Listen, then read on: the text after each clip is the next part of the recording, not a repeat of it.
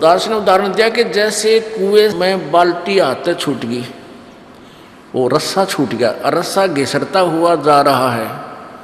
वो 100 फुट में घिसरते घिसरते भी टाइम लग गया करता उसने पूरा कुएं में जाने में। हाथ से छूट गया तो कुएं में गिर जाता, फिर वो ना बाल्टी मिल रहा ना पानी, वो गया हाथ से छूट गया। तो दास ने वो बताया कि जैसे कुएं में बाल्टी पड़ती हो और वो रस्सा घिसरता हुआ जा रहा है और भाग दौड़ के और उसको पकड़ने की चेष्टा करे और 1 फुट का भी शेष रह रहा वो पड़ते पड़ते कुएं में जाते जाते और वो मिल गया, वह पूछड़ी भी ठागी तो भी कुछ भी ना गया, बाल्टी भी वापस और पानी भी मिला। तो ईब तेरी पूछड़ी सी रह रही है इस जीवन की, सारी जा चुकी है कुएं में। अब यह पकड़ी जा तक दोनों हाथा पकड़ ले और कर भक्ति। तेरे को जब सच्ची लगन से लगेगा ना बात बनेगी, ऐसी बात नहीं होती।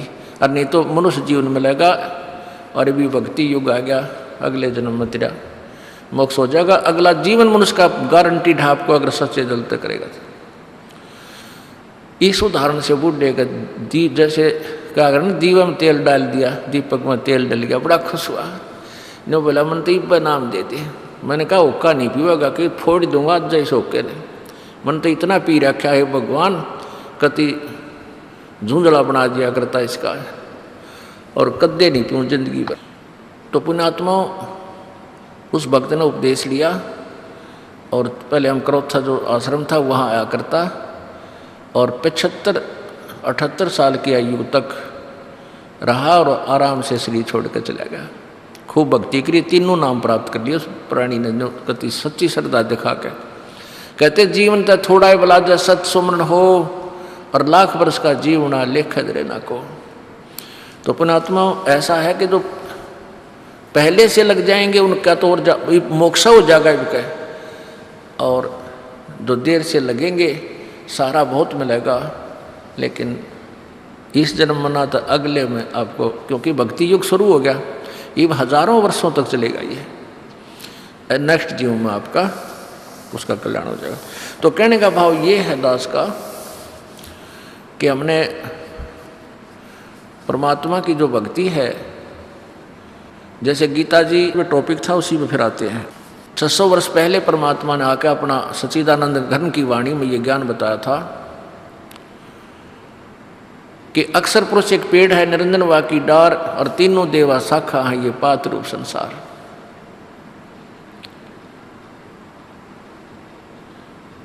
सारा एक ही सेंटेंस में, एक ही अमरवाणी की एक श्लोक में या 15वां अध्याय कह दिया, परमात्मा ने बोल दिया। ये कोड वर्ड होते हैं और कोड वर्ड को तत्वदर्शी संत ही समझा सकता है। उल्टा लटका हुआ संसार रूपी वृक्ष है, ऊपर न जड़ है, नीचे को तीनों गुण रूपी शाखा, इतना तो बताया है केवल ब्रह्म ने, गीता ज्ञानदाता ने। ऊपर को जड़ और नीचे को तीनों गुण रूपी शाखा, बस। अब परमात्मा ने आकर बताया कि अक्षर पुरुष एक पेड़ है और निरंजन वा की डार, तीनों देवा शाखा है, ये पात रूप संसार। अब ये अक्षर पुरुष क्या है, अक्षर पुरुष क्या है, परम अक्षर पुरुष क्या है और सर पुरुष क्या है, इसके विषय में चर्चा चल रही थी कि गीता जी अध्याय नंबर 8 के श्लोक नंबर 1 में अर्जुन ने पूछा परमात्मा वो तत्परम कौन सा है प्रभु, जिसको जानने के बाद फिर बुढ़ापे और इस मृत्यु के दुख से छूटने की ही प्राणी प्रयत्न करता है, चेष्टा करता है। तो बुढ़ापा जो सबसे बड़ा दुख बताया और ऊपर से फिर मृत्यु। तो जब आपको ये पता चलेगा कि कितना कष्ट है इस प्राणी को, फिर आप इस बुढ़ापे और मृत्यु को पुनः प्राप्त करना नहीं चाहोगे। अभी तो आपने एक रूटीन मान रखा है कि वह मरना जीना तो लाग रहा है, और सभी कहे भाई जन्म हुआ वो मरे भी गया, मर गया उसका जन्म भी होगा, क्योंकि यहाँ तक का यही विधान है ब्रह्म तक का। शंकर भगवान ने अपनी माता दुर्गा से कहा था कि हे माँ, मैं आपसे कुछ नहीं मांगता और ना मैं कोई प्रयत्न करता मेरे अपने पिता को पाने की, मुझे तो आप एक वरदान दे दो, मुझे अमर कर दो, मैं कद्दे नहीं मरूं। तब दुर्गा ने कहा बेटा ये नहीं हो सकता, जो जन्म गया उसकी मृत्यु होगी, जो मृत्यु होगी पुनर्जन्म जरूर होगा, ये विधान है, इसको मैं परिवर्तन नहीं कर सकती इसमें। तो पुण्यात्माओं, यहाँ जन्म और मृत्यु सभी का है और सभी तकरीबन ऋषियों ने यही उदाहरण देकर फाइनल कर दिया कि जन्म मृत्यु तो सदा ही बनी रहेगी। लेकिन अपने सदग्रंथ ये भी बताते हैं, गीता जी अध्याय नंबर 15 के श्लोक नंबर 1 से 4 में बताया कि श्रेष्ठ तत्वदर्शी संत की प्राप्ति के उपरांत उसके पश्चात उस परम पद परमेश्वर की खोज करनी चाहिए, जहाँ जाने के बाद प्राणी फिर लौटकर संसार में नहीं आते, उनका फिर कभी जन्म मृत्यु नहीं होता। उसके लिए कहा कि उसके लिए तत्वदर्शी संतों की खोज कर, और गीता जी अध्याय नंबर 18 के श्लोक नंबर 62 में कहा है कि तू सर्वभाव से उस परमेश्वर की शरण में जा, उस तत्व ब्रह्म की शरण में जा, जिसकी कृपा से परम शांति और शाश्वत स्थान सनातन परम धाम सत्यलोक को प्राप्त होगा। तो गीता जी अध्याय नंबर 8 के श्लोक नंबर 1 के प्रश्न का उत्तर गीता जी अध्याय नंबर 8 के श्लोक नंबर 3 में गीता ज्ञानदाता ने कहा कि वो परम अक्षर ब्रह्म है। अपना आत्मा देखिएगा, क्योंकि अब गीता जी को छोड़कर सबके घराम हनुमान चालीसा हो रहा है। अब शायद गीता जी भी ना पाओ, पर ये दिखानी पड़ेगी, इसलिए ये देखिएगा। अनुवादक हैं जय दयाल गोविंद का, गीता प्रेस गोरखपुर से प्रकाशित है।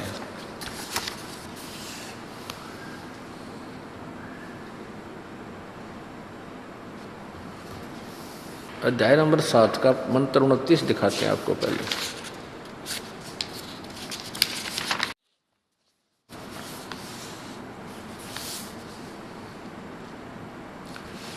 इसके नीचे संस्कृत ये 29 मंत्र है, श्लोक है।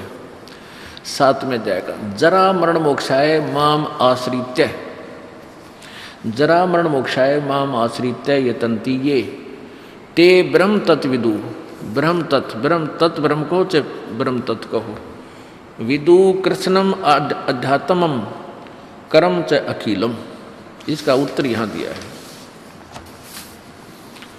अब गीता ज्ञानदाता कहता है कि जो ज्ञान मैं तुझे दे रहा हूँ कि तत्वदर्शी संत की खोज कर ले, ये लिखा है जो मेरे शरण होकर जरा और मरण से छूटने के लिए प्रयत्न करते हैं, वे पुरुष तत्व माने उस, और ब्रह्म माने ब्रह्म को, ये देखिएगा, तत्व ब्रह्म, उस ब्रह्म को, तत्व ब्रह्म उस ब्रह्म को, संपूर्ण अध्यात्म को तथा संपूर्ण कर्मों को जानते हैं। जो मेरे शरण होकर, जरा माने बुढ़ापा और मरण माने मृत्यु, जो जरा और मरण से छूटने के लिए प्रयत्न करते हैं, वे पुरुष, वो भक्त तत्व ब्रह्म उस ब्रह्म को, संपूर्ण अध्यात्म को और संपूर्ण कर्मों को जानते हैं। अब मेरे आश्रित का अर्थ है कि जैसे गीता जी अध्याय नंबर 4 के श्लोक नंबर 32 और 34 में कहा है कि उस तत्व ज्ञान को तत्वदर्शी संतों के पास जाकर समझ कि इस बात ने तू समझ लेगा, इस पर आश्रित हो जाएगा, फिर तत्व ज्ञान के आधार से तू उस तत्ब्रह्म को समझ लेगा, वो कौन है, क्या शक्ति है और कैसे उसकी प्राप्ति होती है। तो फिर जरा और मरण से, जरा माने बुढ़ापा और मरण माने मृत्यु से ही छूटने का प्रयत्न करता है। तो इसे सिद्ध है कि गीता ज्ञान दाता ब्रह्म से कोई और है, अन्य है, वो परम अक्षर ब्रह्म। अब दास आपको डेफिनेशन ऑफ गॉड बता रहा है। अब देखो 8वें अध्याय के प्रथम मंत्र में, अब यहाँ ये 29वां मंत्र आपने देखा, इसमें 30 मंत्र हैं 7वें अध्याय में, ये यहाँ समाप्त होगी 30वां, और यहाँ 8वां अध्याय शुरू होता है। इसके प्रथम मंत्र में अर्जुन ने पूछा किम तत्ब्रह्म किम अध्यात्म किम कर्म पुरुषोत्तम, वो केत अध्यात्म, वो तत्ब्रह्म कौन है, को क्या ये अध्यात्म और वो कर्म कौन से हैं जो करने ना करने चाहिए, अधिभूत च किम प्रोक्तम अधिदेवम किम उच्यते। तो यहाँ उसका उत्तर दिया है 3रे मंत्र में, 8वें अध्याय के 3रे श्लोक में, वह परम अक्षर ब्रह्म, वह परम अक्षर ब्रह्म है, वो तत्ब्रह्म परम अक्षर ब्रह्म है। अब तीन परमात्माओं के विषय में जानकारी दी जा रही है, डेफिनेशन ऑफ गॉड बताई जा रही है, परिभाषा प्रभु की। तो सबसे पहले तो हम अपने जिन सदग्रंथों को प्रमाणित मानते हैं उन्हीं से हम आगे चल सकते हैं। यदि आप जी पवित्र हिंदू धर्म के पवित्र आत्माएं ये इस ज्ञान को जो दास मौखिक सुनाया करता था तब तक नहीं मान सकते जब तक आप इन सदग्रंथों में आँखों प्रमाण नहीं देख लोगे। और आँखों देखने के बाद भी नहीं मानता, वो तो कति मूड बताया है। परमात्मा कहते हैं जिन चातुर प्राणियों ने, इन नकली संतों ने चतुरता दिखाकर झूठे ज्ञान पर आपको आधारित कर दिया और फिर तत्व ज्ञान आपके समक्ष, फिर भी वो नहीं मानते कि नहीं हम तो वो ये पूजा करेंगे, उन्हीं देवताओं को मानेंगे। उनके विषय में परमेश्वर ने अपनी सच्चिदानंद घन की वाणी में कहा कि वो चातुर प्राणी चोर हैं। वो संत, वो चतुर आदमी थे जो झूठ बोल कर गुमराह कर गए आपको, और मूड मुग्ध हैं ठोठ जो, और संतों के नहीं काम के, फिर उनको दो गलजोट। गलजोटना माने एक दूसरे का रस्सा बांध दिया ना, पशु का पशु ने पहले एक पशु का दूसरे को बांध दिया करते, फिर तीसरे ने, फिर चौथे ने। तो कहते हैं जो आँखों देखकर प्रमाणों को भी नहीं मानेंगे और नहीं हमारी शरण में आएंगे तो मूड है ठोठ, उन्हें भक्ति ना चाहिए, बकवास चाहूँगा तो वो हमारे काम के नहीं, वो उन्हीं के पास ठीक है, एक का नरक में चले जाएंगे, गुरुवीर शेष भी। अब देखिएगा इसी पवित्र गीता जी के अंदर ये तीन परमात्मा हैं। गीता ज्ञानदाता ब्रह्म है, ये 21 ब्रह्मांड का प्रभु है, स्वामी है, राम है। ये 21 ब्रह्मांड का स्वामी है और ये इसको क्षरब्रह्म, क्षरब्रह्म, हम जैसे शुद्ध बोल रहे हैं तो क्षरब्रह्म, क्षर अक्षय और रह, क्षर क्षरब्रह्म, हम संत भाषा में इसको क्षरब्रह्म, और जो 7 संख ब्रह्मांड का प्रभु स्वामी है उसको अक्षर ब्रह्म, उसको अक्षर ब्रह्म भी बोलते थे, अक्षर ब्रह्म। और जो ओवरऑल कंट्रोलर है, सबका मालिक है, इन 21 ब्रह्मांडों पर भी प्रभु है और इस ब्रह्म पर भी मालिक है और अक्षर पुरुष पर भी मालिक है, वो परम अक्षर पुरुष, परम अक्षर ब्रह्म। गीता जी अध्याय नंबर 8 के मंत्र नंबर 1 का उत्तर 3 में देते हुए जिसमें बताओ परम अक्षर ब्रह्म है। अब इसको परम अक्षर ब्रह्म कहें चाहे परम अक्षर पुरुष कहें, पुरुष माने भी ब्रह्म, ब्रह्म माने परमात्मा भगवान। तो ब्रह्म जो है तो इसको सर्वब्रह्म कहें, वैसे ये सर्वब्रह्म है लेकिन हम इसको सीधा ब्रह्म कहने लगे क्योंकि ये यहाँ का स्वामी है। 21 ब्रह्मांड का मालिक होने के नाते, प्रभु होने के नाते, ब्रह्म होने के नाते इसको सीधा ही ब्रह्म कहने लगे हैं। जैसे कोई एक विभाग में नौकरी करता है और उस विभाग का एक अधिकारी होता है, एक डिवीजन होती, जैसे दास सिंचाई विभाग में जेई की सर्विस करता था, तो एक्शन एक साहब होता है, तो वहाँ हम जाते थे तो वहाँ आपस में जो कलरक लोग बातें करते थे वो बार बार ये नहीं कहते थे एक्शन साहब ने ये कहा है, वो कहा करते साहब ने ऐसा बोला है, ये कार्य करो। तो उनके लिए अंडरस्टूड था उनका साहब, वो एक्शन ही साहब पकड़ा था। तो ऐसे यहाँ 21 ब्रह्मांड में और एक ब्रह्मांड में ये ब्रह्म नाम इस क्षर ब्रह्म का ही था, इस काल का पक गया था, इसको सीधा इस ब्रह्म बोल देते, साहब बोल देते हैं, इसलिए ये ब्रह्म पक गया था। तो है ये सर्वब्रह्म, सर्वब्रह्म, सर्वब्रह्म माने नासवान भगवान। और इसको डिफाइन करने के लिए फिर एक अक्षर ब्रह्म, एक परम अक्षर ब्रह्म कहना पड़ा। परम अक्षर ब्रह्म, परम अक्षर पुरुष कहो चाहे ब्रह्म कहो, देव कहो, गॉड कहो, अल्लाह कहो। तो गीता जी अध्याय नंबर 15 के श्लोक नंबर 16-17 में ये 3 पुरुष, 3 ब्रह्म बताए हैं, एक सरपुरुष और एक अक्षर पुरुष। और तीसरे में 17वें में कहा कि वो उत्तम पुरुष, उत्तम भगवान तो कोई और है और वही वास्तव में अविनाशी है, वो तीसरे नंबर का, वो परम अक्षर ब्रह्म है। और वही तीनों लोकों में प्रवेश करके सबका धारण पोषण करता है, वो अविनाशी परमात्मा है वास्तव में। अब देखिएगा ये उल्टा लटका हुआ संसार रूपी वृक्ष।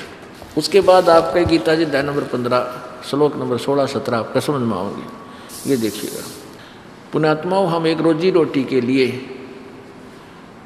कितना बच्चों को भेजते हैं, वो एक अध्यापक 365 दिन तक एक ही क्लास में पढ़ाता रहता है, तब जाकर उनको ज्ञान समझ में आता है। इसी प्रकार इस तत्व ज्ञान को आपने रह रहकर समझना और सुनना पड़ेगा। ये देखिएगा, ये एक संसार रूपी वृक्ष है। गीता जी अध्याय नंबर 15 के श्लोक नंबर 1 से 4 तक का और 15-16 का इससे निर्णय होगा। तो परमात्मा कबीर जी ने बताया कि अक्षर पुरुष एक पेड़ है। जैसे जमीन से बाहर जो दिखाई देता है उसको हम पेड़ बोलते हैं, उसको हम पेड़ बोलते हैं। और नीचे जड़ किसे दिखाई देती नहीं, तो ऊपर के हिस्से को पेड़ बोलते हैं। अक्षर पुरुष एक पेड़ है।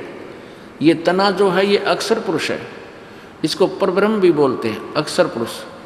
और निरंजन, ये ज्योति निरंजन काल क्षर पुरुष क्षर ब्रह्म। और ये ज्योति निरंजन जो है ये ब्रह्म है, ये डार है। अक्षर पुरुष एक पेड़ है, निरंजन ये काल इस पेड़ की डार है, और तीनों देवा शाखा है, ये पात रूप संसार। और ये जड़ कौन है? ये स्वयं परम अक्षर ब्रह्म है। ये जड़ जो है ये स्वयं परम अक्षर ब्रह्म है। ये देखिएगा, ये है, ये क्षर ब्रह्म कहो क्षर पुरुष कहो, इसको ये डार है। क्षर पुरुष कहो तो अक्षर ब्रह्म कहो, ये काल ब्रह्म को ये बोलते हैं, ये तो डार है। और ये अक्षर पुरुष ये एक तना है, ये तना ये अक्षर पुरुष है। और तीनों देवा शाखा है, रजगुण ब्रह्मा, सतगुण विष्णु और तमगुण शिव जी। ये तीनों देवा शाखा हैं और ये पात रूप संसार। आप जी यहाँ पर हो, हम यहाँ पर हैं। तो इसमें है कि गीता जी अध्याय नंबर 15 के श्लोक नंबर 1 से 4 और 16-17 का आशय, यानी इसका निर्णायक ज्ञान इसमें है। ये है पूर्ण ब्रह्म कबीर देव कबीर साहब, इसको परम अक्षर ब्रह्म भी बोलते हैं। ये मूल है, ये जड़ है इस उल्टे लटके हुए संसार रूपी वृक्ष की। ये परम अक्षर ब्रह्म है, इसको पूर्ण ब्रह्म को चाहे परमेश्वर कहो। और इसको यहाँ लिखा है परमात्मा की वो सच्चिदानंद घन की वाणी का एक श्लोक मंत्र, कबीर अक्षर पुरुष एक पेड़ है, निरंजन वा की डार, तीनों देवा शाखा है, ये पात रूप संसार। अब यहाँ देखिएगा कि एक ब्रह्मांड का चित्र है। अब ब्रह्मा विष्णु महेश जी की सचिति से आप परिचित होगे, तब आपको पता चलेगा कि ये दास क्या बताना चाहता है। और इस तत्व ज्ञान से ही आप परिचित होगे, इस तत्व ज्ञान को समझो और सुनोगे, तभी समझ में आएगी। ये एक ब्रह्मांड है, एक ब्रह्मांड का लघु चित्र। इसकी शेप जो है एलिपिकल है, अंडे जैसी है। एक ब्रह्मांड की जो शेप है ये एक अंडे जैसी है। इसको अंड भी बोलते हैं, अंड, अंडा, अंडाकार। और इस शरीर को भी पिंड बोल देते हैं। इस शरीर को पिंड बोलते हैं। तो पिंड के अंदर इस एक ब्रह्मांड के पूरा चित्रण है अंदर। इस शरीर के अंदर, इन कमलों के अंदर हम इस पूरे ब्रह्मांड को देख सकते हैं। जैसे टेलीविज़न के ऊपर जहाँ से भी वो प्रसारण उसका हो रहा है वो सब दिखाई दे जाता है। ऐसे हमारे अंदर चैनल, एक अंड कहो, ब्रह्मांड कहो, और पिंड इस शरीर को बोलते हैं। अंड, पिंड और ब्रह्मांड ये एक ही वस्तु समझो, क्योंकि अंड कहो चाहे ब्रह्मांड कहो, संत भाषा में इसको जगह जगह अंड भी कहा है, ब्रह्मांड भी कहा है। तो ये एक ब्रह्मांड है। इसमें कौन कौन शक्तियाँ हैं देखिएगा। इसमें ये है पृथ्वी लोक, ये नीचे है सबसे लास्ट में पाताल लोक, और ये एक स्वर्ग लोक। इन तीन लोकों पर, तीन स्थानों पर श्री ब्रह्मा जी और श्री विष्णु जी, ये इनके अलग स्थान राजधानियाँ हैं। विष्णु जी का लोक है, ये ब्रह्मा जी का लोक है, ये शिव का लोक है। तो ये तीनों भगवान अपनी अपनी राजधानी में रहते हुए इन तीन लोकों के ऊपर एक एक विभाग के मंत्री हैं। एक एक विभाग के मंत्री हैं और केवल वर्क डन इन प्राणियों को दे सकते हैं जो इनके भाग्य में है। ये एक ब्रह्मलोक है, ये इतना ब्रह्मलोक है। इस ब्रह्मलोक के अंदर इस काल ने नकली सतलोक, महेंद्र का दीप, नकली सतलोक, नकली अलखलोक, नकली अगमलोक, नकली अनामी लोक की रचना करवा रखी अपनी दुर्गा थे। और ये काल इनसे अलग भी रहता है। ये वो गुप्त स्थान है जहाँ कोई नहीं जा सकता, इस स्थान पे। यहाँ इसने 3 स्थान बना रखे, एक रजोगुण प्रधान क्षेत्र, एक सतोगुण प्रधान क्षेत्र और एक तमोगुण प्रधान क्षेत्र। और ये एक दुर्गा का लोक है। ये 88,000 खेड़े और 88,000 और द्वीप हैं छोटे छोटे। ये धर्मराज का लोक है, जहाँ का न्यायाधीश है, जहाँ सबका लेखा जोखा करता है। ये एक मानसरोवर है, इसके अंदर भी सतलोक की नकल कर रखी है। और ये सप्त ऋषियों के अलग से एक समूह बना रखा है। सप्त ऋषि लोक हैं, ये इकट्ठे ही चलते फिरते घूमते रहते हैं। और ये ब्रह्मलोक है सारा। ये काल अपनी पत्नी दुर्गा को, जब ये रजोगुण प्रधान क्षेत्र में होता है तो वहाँ अपनी पत्नी दुर्गा को पत्नी रूप में रखते हुए जब इनके संयोग से जो पुत्र उत्पन्न होता है वो रजोगुण युक्त हो जाता है, और ऐसी आकृति उसका ऐसा रूप बन जाता है, वो ब्रह्मा कहलाता है। और जब ये दुर्गा सहित इस सतोगुण प्रधान क्षेत्र में होता है तो विष्णु ऐसा रूप बना लेता है ये। तो इन दोनों के संयोग से जो पुत्र उत्पन्न होता है, इन्हीं के हम शकल बन जाता है, इस विष्णु की जैसी शकल बन जाती है। इसने जानबूझकर सुनियोजित तरीके से ये ऐसे कर रखा है। फिर ये शिव रूप में इस आकृति में रहता है ये काल भगवान ब्रह्म। और ये तमोगुण प्रधान क्षेत्र है। इसमें जब ये दुर्गा और ये दोनों रहते हैं, ये तो इन दोनों के संयोग से जो पुत्र उत्पन्न होता है वो शिव जी की आकृति जैसा हो जाता है, और वो तमोगुण पुत्र होता है। तो इन तीनों के नाम रख देते हैं, सतोगुण से विष्णु और रजोगुण से उत्पन्न का ब्रह्मा और तमोगुण से उत्पन्न को शिव नाम ही रख देते हैं। ऐसे उनके स्वरूप हो जाते हैं। तो ऐसे ये काल भगवान सबको धोखा देकर रखता है। ये है एक ब्रह्मांड।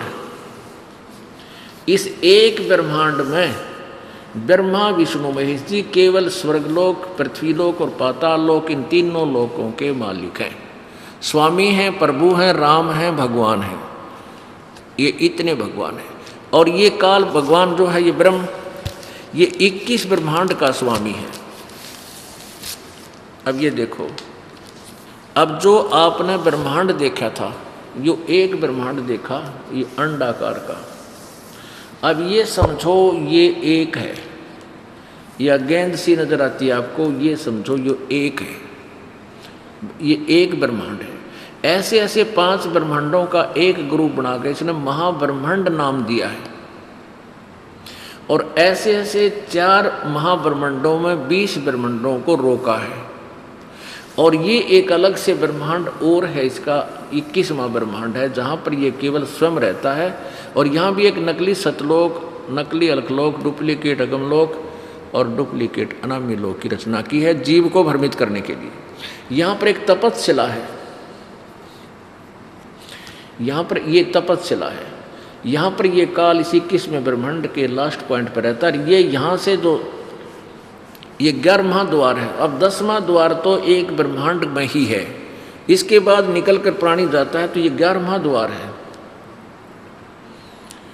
इस 11वें द्वार को ये यहाँ स्वयं रहता है, सतलोक जाने का रास्ता है, इसको कंट्रोल रखता है, कोई प्राणी इधर से निकल ना जाए, इतना बेईमान है ये। वो तपस्शिला है जहाँ 1 लाख प्राणियों को डेली भून कर खाता है, जीव मरते नहीं, उनसे गंध निकालता है सूक्ष्म शरीर से, और यहाँ रहता है, दृष्टि रखता है कि कोई निकल ना जाए।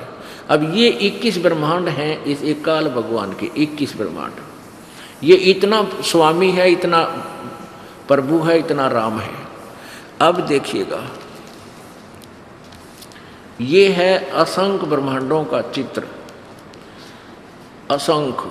अब जो आपने 21 ब्रह्मांड देखे थे वो तो समझो ये इतना पोर्शन आ गया। ये तो काल भगवान ज्योति निरंजन काल ब्रह्म के 21 ब्रह्मांडों अर्थात यो काल लोक है। ये सारा भी काल लोक कहलाता है, ब्रह्म लोक या काल का लोक।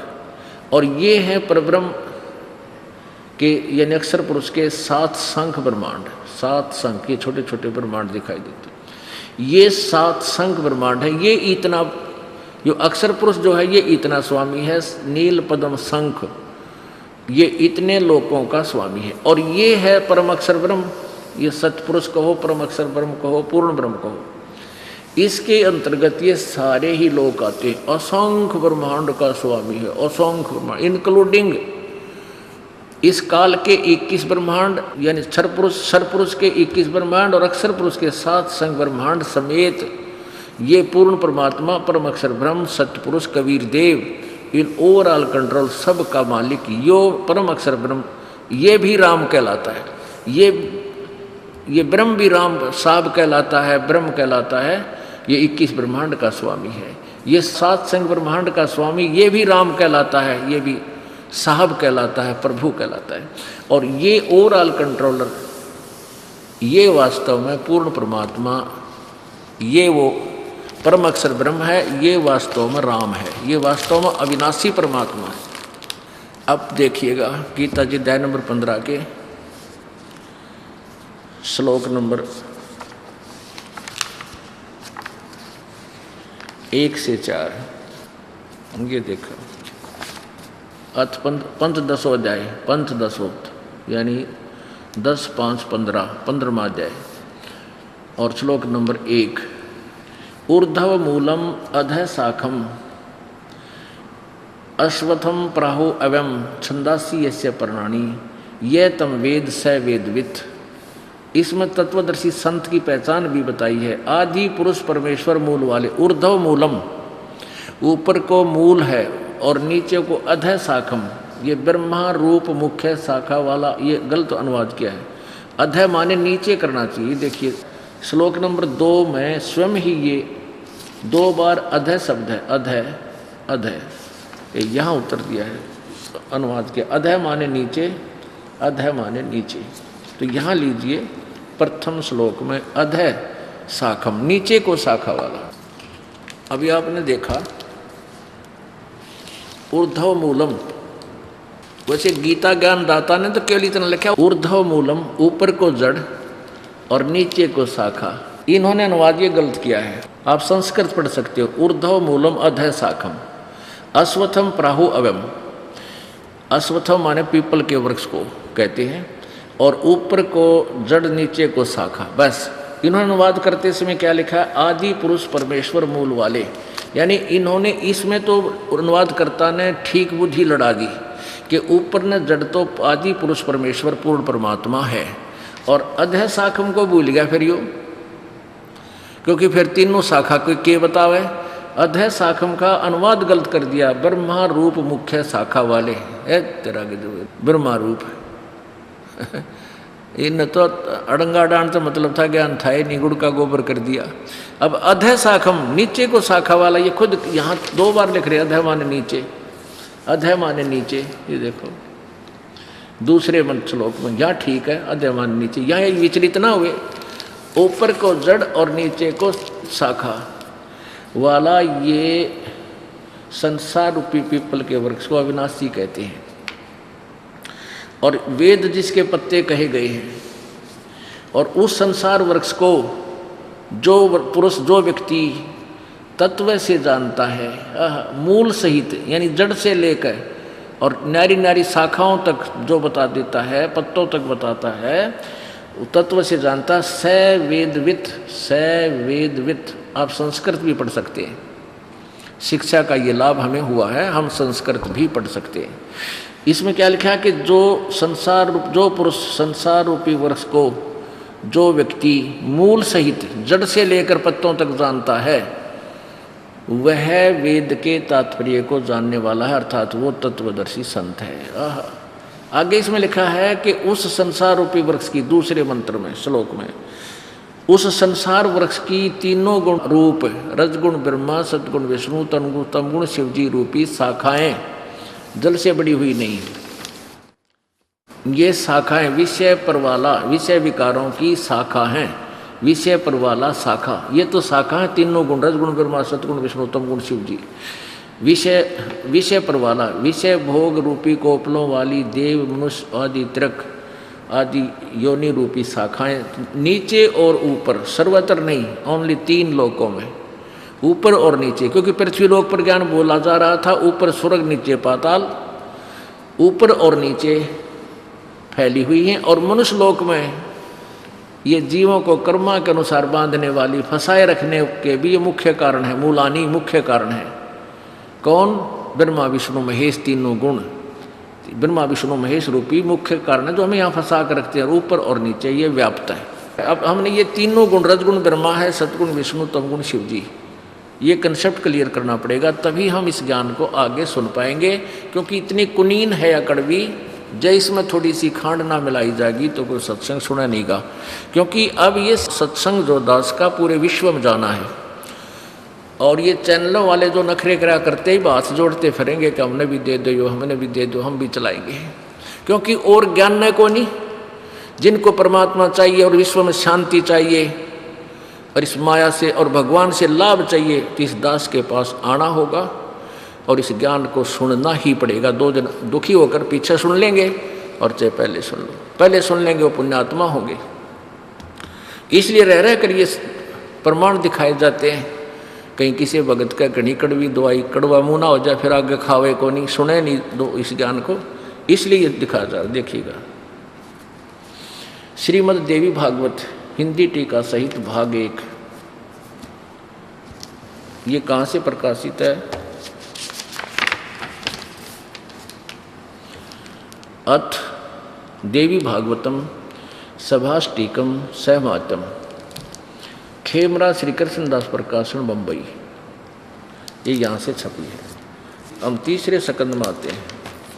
ये तीसरा स्कंद है। अर्थ श्रीमद् देवी भागवते भाषा टीका युक्ते तृतीय स्कंद है प्रारंभते। ये तीसरा स्कंद यहाँ से प्रारंभ होता है। इस तीसरे स्कंद के पृष्ठ नंबर 11 पर देवी भागवत का 11वां पृष्ठ, और ये अध्याय नंबर 5 के और श्लोक नंबर 8 में, ये 7वां या समाप्त हो गया 8वां।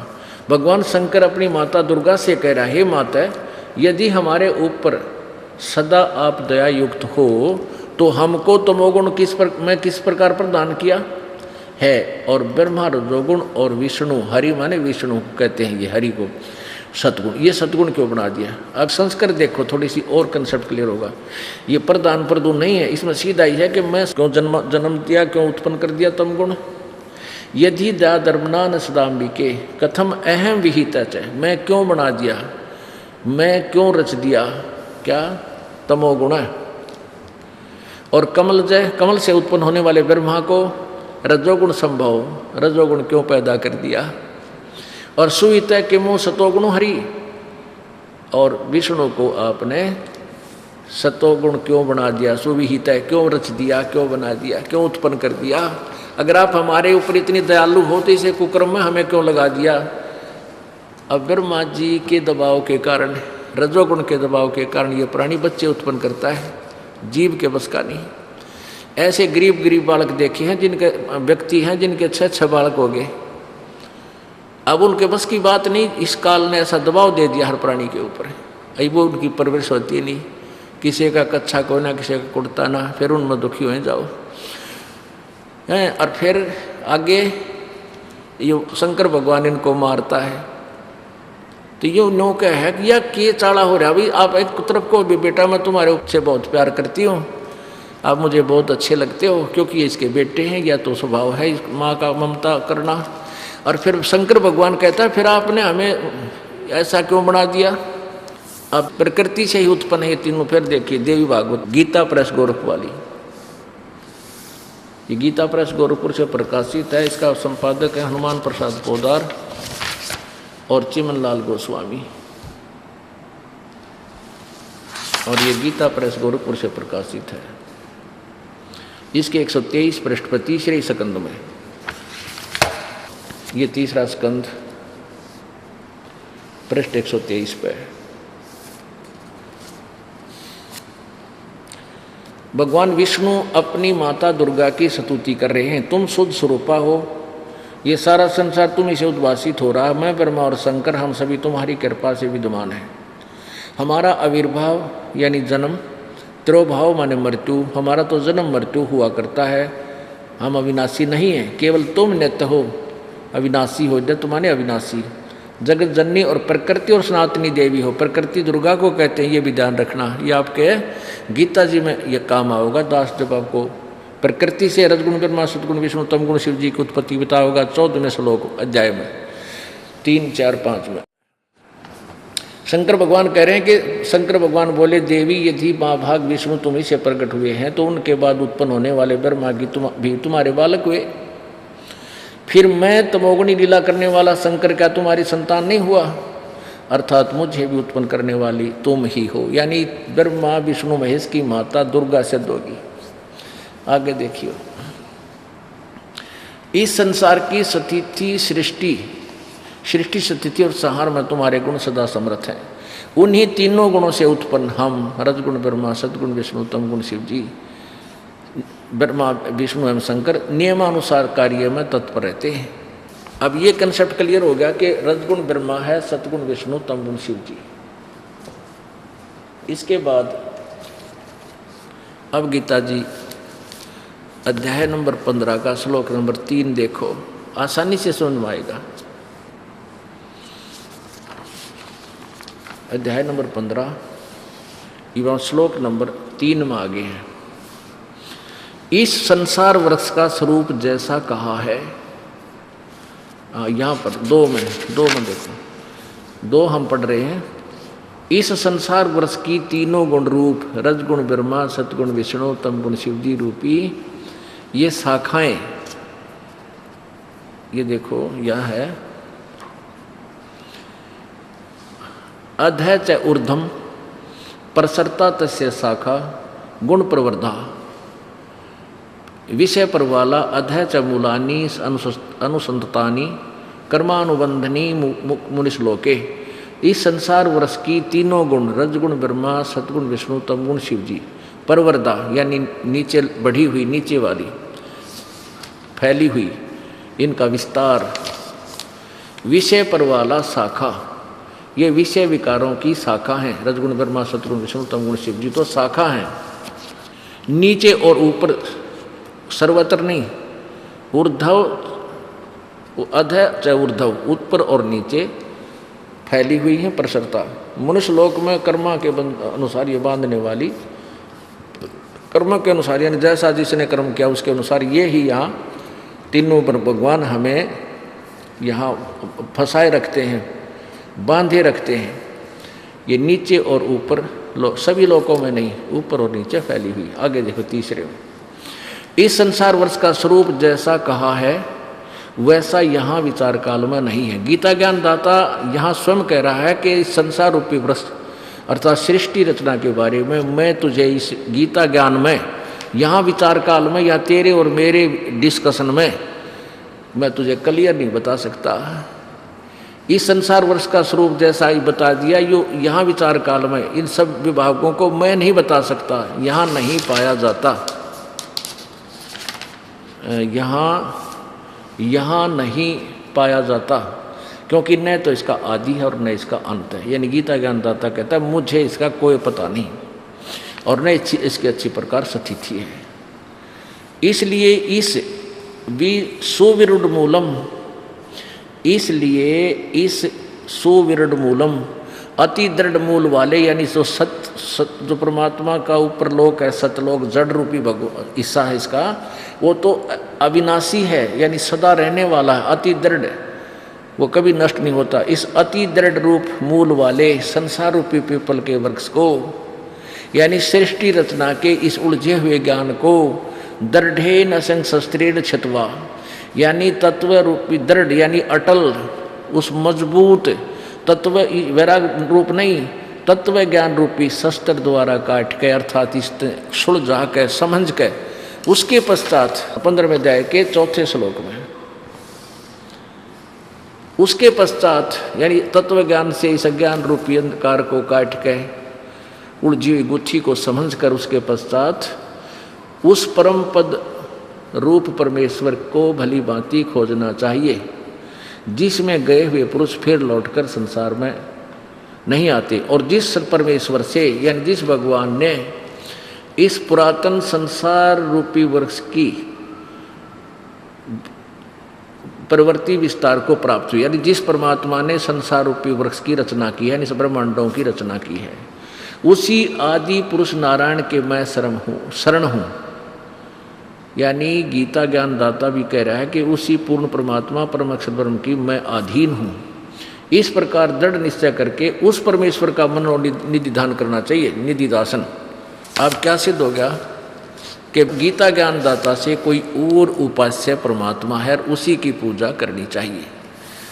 आगे देखो इस 15वें अध्याय का 16 और 17 श्लोक। अब यहाँ 16 श्लोक नीचे है। अब देखो ये पुरुष माने होता है परमात्मा, पुरुष माने प्रभु। इन्हीं अंग्रेज़ों के अनुवाद में दिखाता हूँ जो ये अपने आप में वेदों के ज्ञाता बताए थे और संस्कृत के ज्ञाता, इन्होंने ही अनुवाद कर रखे, उन्हीं के मीनिंग को हम आपके समक्ष प्रकट करते हैं। ठीक है, ये विद्वान थे, संस्कृत जाने थे, तो संस्कृत जानने वाला संस्कृत के भाषा का अर्थ, शब्दों का अर्थ तो कर सकता थोड़ा बहुत, लेकिन तत्व ज्ञान नहीं समझ सकता। जैसे जिसने रामायण की मौखिक कहानी का पता नहीं और रामायण की चौपाइयों का हिंदी जान लेता है, रामायण की चौपाइयों का अनुवाद करने लगेगा, एक आधा अनुवाद तो ठीक कर देगा, उसका अनुवाद नहीं, अक्षर का शब्द का अर्थ तो ठीक कर देगा, लेकिन तत्व ज्ञान नहीं समझ सकता। ये देखिए यजुर्वेद, ये महर्षि दयानंद सरस्वती द्वारा इसका अनुवाद है और इन्होंने ये कहाँ से प्रकाशित है? सार्वदेशिक आर्य प्रतिनिधि सभा 2/5 महर्षि दयानंद भवन रामलीला मैदान नई दिल्ली से प्रकाशित है। ये है आर्य भाष्य, भाषा भाष्य, संपूर्ण 40 अध्याय, महर्षि दयानंद सरस्वती कृत, मुद्रक है Prince offset 1510 Pataudi house Daryaganj नई दिल्ली से। बहुत जगह इन्होंने पुरुष माने परमात्मा लिखा, यहाँ देखो। और यहाँ पर भी ये प्रमाण है कि वेद में ये 40वां अध्याय है, ये 44वां अध्याय, 44वां अध्याय माने 40वां अध्याय, और इसका 17वां मंत्र है। इसमें 2 भगवान हैं, ब्रह्म और परम अक्षर ब्रह्म के विषय में जानकारी दी गई है। ये देखिएगा इन्हीं के अनुवाद में, यहाँ देखना ये पुरुष शब्द है, पुरुष, और ये ओम खम ब्रह्म असो असौ अहम, ये अहम शब्द है, अहम अलग संधि छेद करते हैं, तो यहाँ इन्होंने अहम शब्द भी लिखा, अहम, ये यहाँ से संधि छेदित है। और ये असौ स माने, इसका स अर्थ क्या, अनुवाद क्या है कि हे मनुष्यों जैसे ज्योत स्वरूपी, ये वेदों को भी ब्रह्म बोल रहा है, जो जिसका ओम नाम है, हे ज्योत, जिस हे मनुष्यों जिस ज्योत स्वरूप रक्षक मुझसे, ये ज्योत स्वरूप तो यु काल है, मुझसे अविनाशी यथार्थ कारण के आच्छादित मुख के तुल उत्तम अंग का प्रकाश किया जाता है। यानी मुख, ये मुखम माने मुख्य, मुख्य भगवान के बारे में जो मैं प्रकाश करता हूँ, ज्ञान बता रहा हूँ, जो वह प्राण व सूर्य मंडल में, पुरुष माने पूर्ण परमात्मा, अब पुरुष माने प्रभु होता है, पुरुष माने पूर्ण परमात्मा है, वह प्रोक्ष रूप है, वो तो गुप्त है, ऊपर सूर्य व प्रकाश मंडल, ऊपर आदित्य यानी सूर्य मंडल में, ऊपर तेजों में, लोक में वो पूर्ण परमात्मा है, वह प्रोक्ष है, वो तो गुप्त है, वो जड़ रूप है, छुपा हुआ, जैसे जमीन में नीचे छुपा है जड़, साफ शब्द दिखाई नहीं देती। विद्वान पुरुष जानते हैं कि नीचे जड़ भी है, वो तो गुप्त है। और अहम ब्रह्म, अहम ब्रह्म, ये अहम, अहम ओम खम ब्रह्म, मैं ब्रह्म हूँ और ओम आकाश में ऊपर ब्रह्मलोक में रहता हूँ और मेरा ओम मंत्र है, इसका ये अर्थ है सीधा सा। तो एक तो पुरुष माने परमात्मा होता है, पुरुष माने प्रभु। तो यहाँ 2 पुरुष लिखे हैं, अध्याय नंबर 15 का देखिएगा, श्रीमद् भगवत गीता का। वेद से तो हमने इतना ही लेना है कि वेद भी बता रहे हैं कि 2 परमात्मा हैं, ब्रह्म एक अलग है और पूर्ण परमात्मा ऊपर गुप्त है, वो छुपा हुआ है, जड़ रूप है। अब गीता जी क्या बता रही है, अध्याय नंबर 15 का। अब आप ये 16वां श्लोक पढ़ रहे हैं। दिवौ माने 2, इमौ माने इस, पुरुषो माने परमात्मा, लोके माने संसार में। इस संसार में 2 प्रकार के परमात्मा हैं, प्रभु हैं, पुरुष हैं, प्रभु हैं, राम हैं, एक क्षर और एक अक्षर। इसको सर पुरुष कहो चाहे अक्षर पुरुष कहो, इस दोनों अक्षरों को हम यहाँ भी लगा सकते हैं। ईमऊ का इस लोक में दो अक्षर पुरुष, सरपुरुष और अक्षर पुरुष, दो परमात्मा, दो भगवान हैं, और इनके लोकों में सर्वाणी भूतानी, सब प्राणियों के स्थूल शरीर तो नाशवान है, और कटुस्थ माने आत्मा, ये अविनाशी कहते। अब यहाँ देखो इनका अनुवाद इन्होंने किया है। इस संसार में नाशवान और अविनाशी भी ये दो प्रकार के पुरुष हैं। अब यहाँ लिखना था तो ऐसे ही समझ ले, दो प्रकार के प्रभु हैं, दो प्रकार के परमात्मा हैं, और इन दोनों के लोकों में संपूर्ण प्राणियों के शरीर नाशवान है और जीवात्मा अविनाशी कही जाती है। अब जीवात्मा तो सही अविनाशी, गधे की भी, कुत्ते की भी, सब की अविनाशी है, लेकिन इस सरपुरुष और अक्षर पुरुष, इस सरब्रह्म और अक्षर ब्रह्म या पर ब्रह्म कहो, इस अक्षर ब्रह्म को, ये दोनों नाशवान हैं, और इनके सब श्लोकों में प्राणी भी नाशवान है, जीवात्मा सबकी अमर ही है।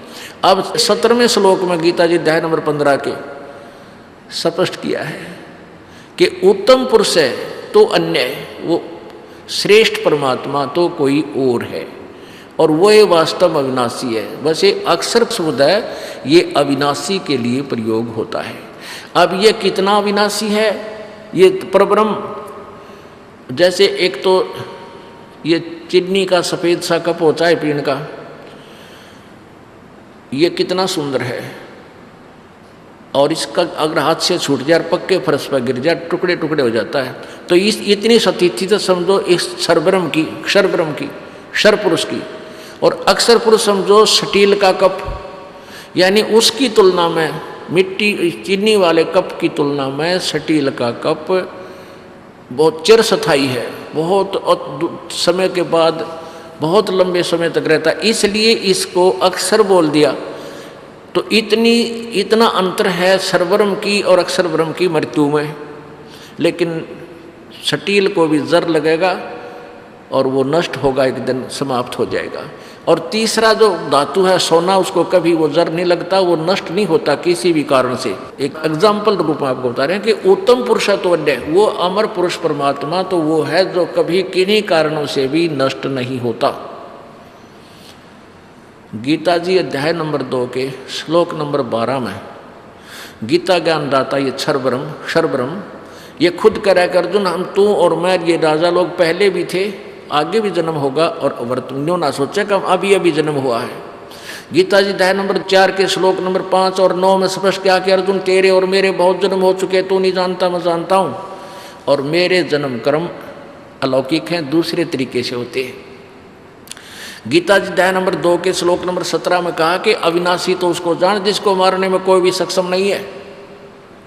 और अब गीता जी अध्याय नंबर 15 के श्लोक नंबर 17 में कहा कि उत्तम पुरुष है तू अन्य परमात्मा इति उदाहरते। और ये लोग तरम आविश्य विवर्ती अवय ईश्वर है, जो तीनों लोकों में प्रवेश करके सबका धारण पोषण करता है, वो वास्तव में परमात्मा, वो तो कोई इन दोनों से और है, सरपुरुष और अक्षर पुरुष से, सरब्रह्म और अक्षर ब्रह्म से, वो परम अक्षर ब्रह्म है। गीता जी अध्याय नंबर 8 के श्लोक नंबर 3 वाला। अब देखो पवित्र गीता जी अध्याय नंबर 15 का श्लोक नंबर 17। संस्कृत पढ़िए, आप पढ़े लिखे हो, देवनागरी लिपि आप खूब समझते हो। उत्तम पुरुष है तू अन्य परमात्मा इति उदाहरत है, ये लोग तरम आविश्य विवर्ती अवय ईश्वर है। अवय माने अविनाशी। अब देखो अक्षर माने भी अविनाशी है, और यहाँ अवय शब्द लिखा, इसको अभी परब्रह्म को भी, अक्षर पुरुष को भी अविनाशी इसलिए कहा गया कि ये चिरस्थायी है। अभी इनकी आयु बताएंगे आपको कैसे चिरस्थायी है। और ये है उत्तम पुरुष तो अन्य परमात्मा इति उदाहरते, ये लोग तरम आविश्य विवर्ती अवय ईश्वर है। वो जो तीनों लोकों में प्रवेश करके सबका धारण पोषण करता है, वो अविनाशी श्रेष्ठ प्रभु है। ईश्वर माने, वैसे तो ईश माने प्रभु, और उनमें श्रेष्ठ परमात्मा है। तो यहाँ वो अवय ईश्वर है, वो अविनाशी परमात्मा है, प्रभु श्रेष्ठ है। और वही तीनों लोकों में प्रवेश करके सबका धारण पोषण करता है। जैसे जड़ से खुराक चलती है, जड़ से आहार चलता है, और पूरे तने को मिलता है, ये देखिए पूरे पेड़ को मिलता है। उत्तम पुरुषत्व अन्य ये देखना अब आएगा। अक्षर पुरुष एक पेड़ है, निरंजन वा की डार, और तीनों देवा शाखा है, ये पात्र संसार। ये है जड़। इस जड़ से आहार यानी पूर्ण परमात्मा से ही सबको शक्ति मिलती है। ये परब्रह्म भी भक्ति करता है, तप करता है, जो परमात्मा से शक्ति लेता है, और ये ज्योति निरंजन भी भक्ति करता है, परमात्मा से ही शक्ति प्राप्त होती है। ब्रह्मा विष्णु महेश भी तप करते हैं, साधनाएं करते हैं, वो भी उसी से फिर आगे इनको शक्ति मिलती हुई आती है, और फिर हम यहाँ पर हैं।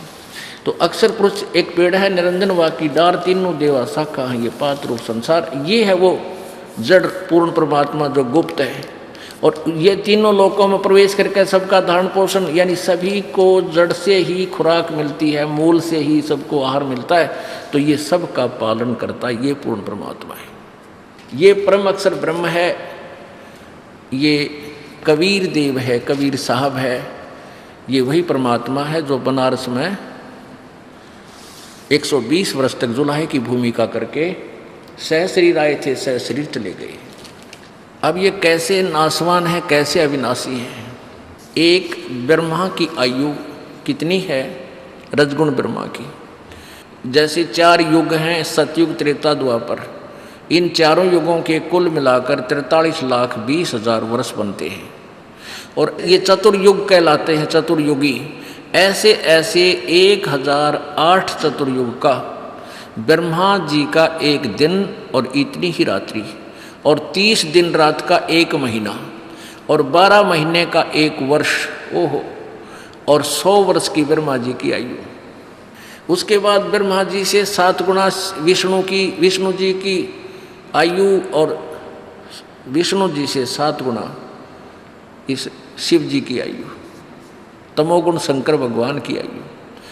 और ऐसे 70,000 बार जब तमोगुण शिव मर लेगा, ये काल का पुत्र 70,000 बार ये मर लेगा, तब एक ब्रह्मलोक के अंदर रहने वाला ये सदा शिव रूप में जो काल रहता है, इसकी मृत्यु होगी, और ये एक ब्रह्मांड का विनाश होगा, दुर्गा का विनाश होगा, इस शिव के यानी काल के ही पैरेलल इसी के साथ।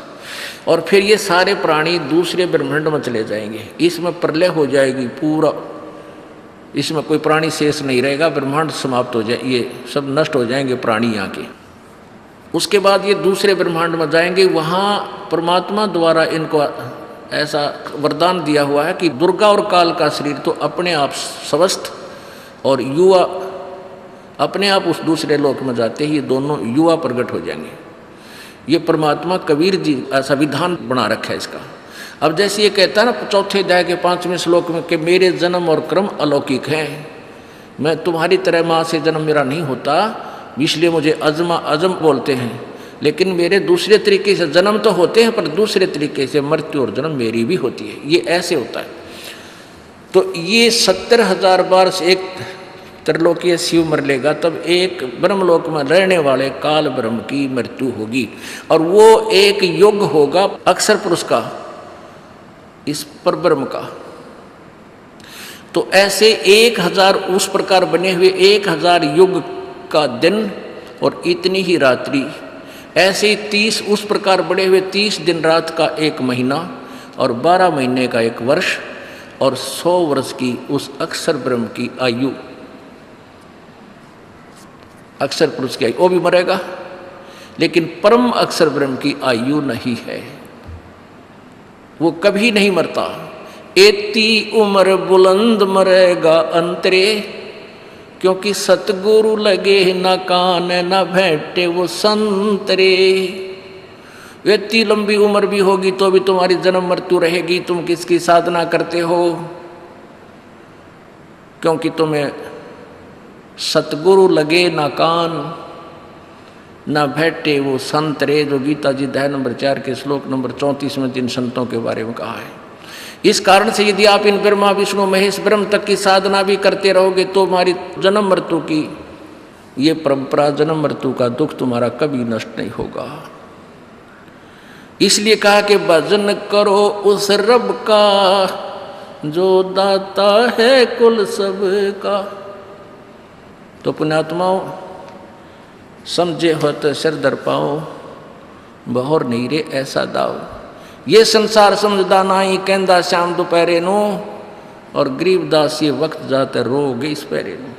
जो साधनाएं तुम करते हो ये यूजलेस हैं, ये आपको मोक्षदायक नहीं है, और तुम इन्हीं साधनाओं को श्रेष्ठ मान बैठे हो। ये संसार समझदा नाई, कहंदा श्याम दोपहरे नो, जून का महीना और ये हरियाणा का अक्षेत्र, और शराब पी के कोई पड़ा कुरडियाँ पे गली में, और पसीना पसीना बुरा हाल, कुत्ते चाटे उसने, और उसको कोई कह रहा उठ तुझे ठंड में ले चलता हूँ छाया में, वो क्या कहता है नहीं मौज हो रही है रहने दे यही ठीक हूँ।